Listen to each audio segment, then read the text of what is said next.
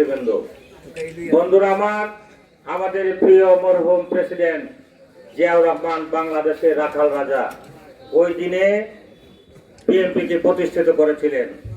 BNP মানে একটি শান্তিপ্রিয় দল, বিএনপি মানে উন্নয়নের দল, বিএনপি মানে বাংলাদেশের কৃষকের ন্যায্য মূল্যের অধিকারের দল।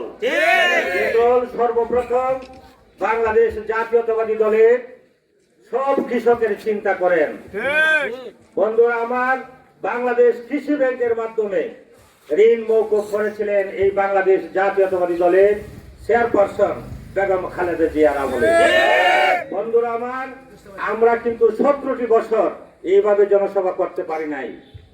আমরা আশা করেছিলাম একদিন অবশ্যই আমরা এই বাংলার মাটিতে আমরা মস্তক দখল করব, কিন্তু আমরা এটা আশা করি নাই যে আমাদের প্রতিদ্বন্দ্বী প্রার্থী খেলার মাঠে থাকবে, কিন্তু খেলার মাঠেও নাই।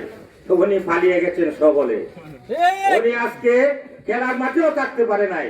আমরা আশা করেছিলাম যে খেলার মাঠে সুষ্ঠু নির্বাচনের মাধ্যমে তত্ত্বাবধায়ক সরকারের মাধ্যমে ইলেকশন করে হারাইতে চাই, কিন্তু ওনারা এই সুযোগ আমাদেরকে দেন নাই। নিজে নিজেই উড়াল দিয়ে সব নেতা কর্মীকে হয়ে চলে গেছেন।